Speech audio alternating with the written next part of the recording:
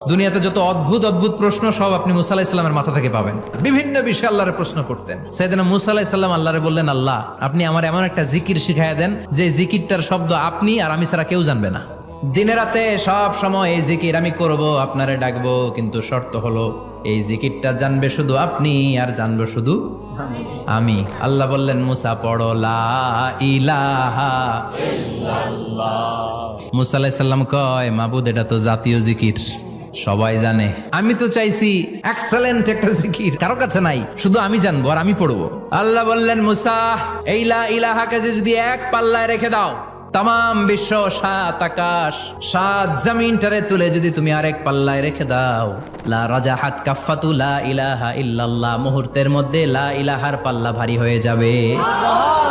ও মুসা, তুমি যতই এক্সক্লুসিভ জিকির চাও, লা ইলাহার চেয়ে দামি জিকির আমার কাছে নাই।